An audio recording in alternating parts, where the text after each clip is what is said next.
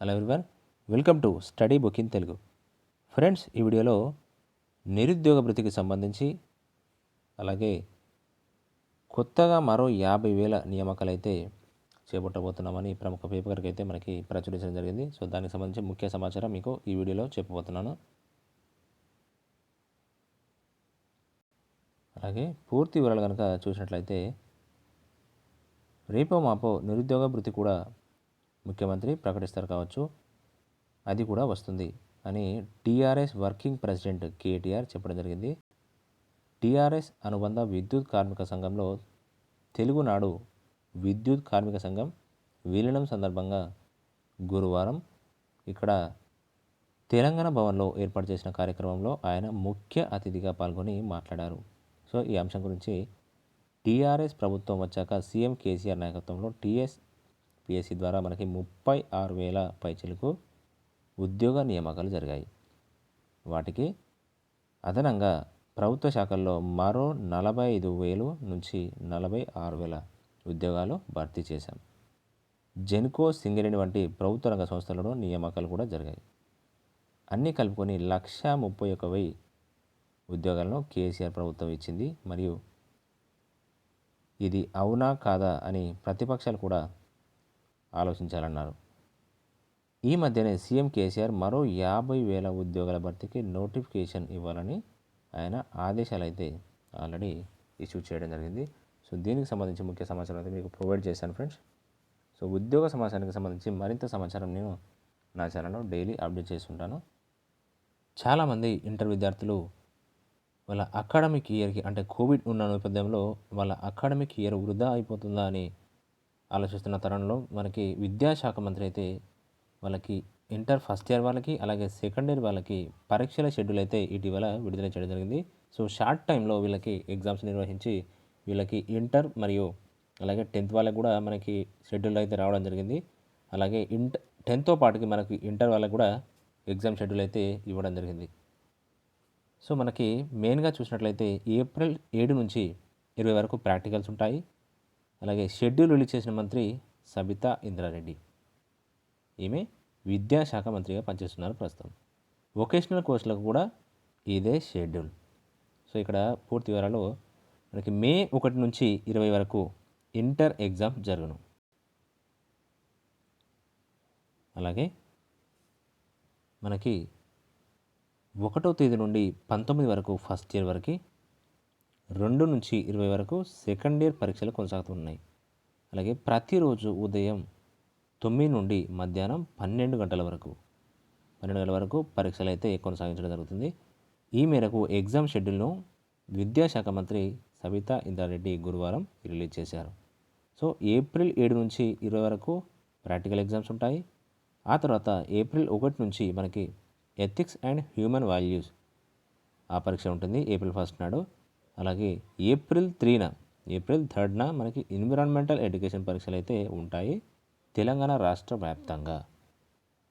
So అలాగే పూర్తి వివరాలు మనకి ఫస్ట్ ఇయర్ షెడ్యూల్ అయితే మనకి ఫస్ట్ ఇయర్ ఎగ్జామ్ షెడ్యూల్ వచ్చేసి మనకి మే 1న సెకండ్ లాంగ్వేజ్ పేపర్ 1 ఉంటుంది. అలాగే మే 3 రోజు మనకి ఇంగ్లీష్ పేపర్ 1 ఉంటుంది.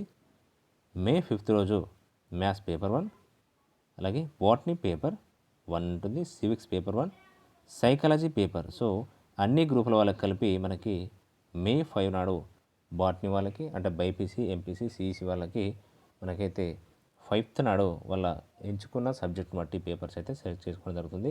సో 7th నాడు మ్యాథ్స్ పేపర్, హిస్టరీ, జువాలజీ. అలాగే 10th నాడు మనకి physics paper 1, economics, language paper, classical language paper 1. అలాగే 12th నాడు అంటే మే 12th రోజు chemistry paper 1, commerce paper 1, sociology paper 1, అలాగే ఫైన్ ఆర్ట్స్ మరియు మ్యూజికల్ పేపర్. అలాగే మే 17th నాడు zoology paper 1, home science paper 1, public administration paper 1, language paper 1, bridge course గణితం paper 1. అలాగే modern language paper 1, geography paper 1 మనకి మే 19th రోజున. అలాగే సెకండ్ ఇయర్ షెడ్యూల్ కనుక చూసినట్లయితే ఇంటర్ సెకండ్ ఇయర్ వాళ్ళది మే 2 నాడు అంటే వీళ్ళకి ఎగ్జామ్ మనకి ఇంటర్ ఎగ్జామ్స్ ఎలా జరుగుతాయంటే ఆల్టర్నేట్ డేస్లో అంటే ఫస్ట్ నాడు మనకి ఫస్ట్ ఇయర్ వాళ్ళకు ఉంటే సెకండ్ రోజు మనకి ఆల్టర్నేట్ డేస్లో సెకండ్ ఇయర్ వాళ్ళకు ఉండడం జరుగుతుంది. సో ఫస్ట్ ఇంటర్ వాళ్ళకి ఇంటర్ ఫస్ట్ ఇయర్ వాళ్ళకి, ఆ తర్వాత ఆల్టర్నేట్ డేస్లో మనకి ఇంటర్ సెకండ్ ఇయర్ వాళ్ళకు ఎగ్జామ్స్ నిర్వహించడం జరుగుతుంది ఫస్ట్ నుంచి. సో ఇక్కడ మే 2 వాళ్ళకి సెకండ్ ఇయర్ వాళ్ళకి మే 2 నాడు లాంగ్వేజ్ పేపర్ 2, 4th రోజు ఇంగ్లీష్ పేపర్ 2, 6th రోజు maths paper 2, botany paper 1, civics, psychology. అలాగే 8th నాడు మనకు maths paper 1, zoology, history. Next 11th రోజు physics paper 1, economics, classical language paper 2. అలాగే కెమిస్ట్రీ పేపర్ 1 13th రోజు మే 13, chemistry paper 2, commerce paper 2, sociology paper 2, fine arts, musical paper 2. అలాగే biology paper 2 18th రోజు, home science paper 2, అలాగే public administration paper 2, logic paper 2. Next bridge course గణితం paper. అలాగే మే 20 రోజు మనకి పూర్తవుతాయి ఇంటర్ ఎగ్జామ్స్ సెకండ్ ఇయర్ వాళ్ళతో పాటు. సో మోడర్న్ లాంగ్వేజ్ పేపర్ 2 ఉంటుంది మే 20 నాడు, జాగ్రఫీ పేపర్ 2. సో మే 20 రోజు మనకైతే ఇంటర్ ఎగ్జామ్స్ అయితే కంప్లీట్ కావడం జరుగుతుంది.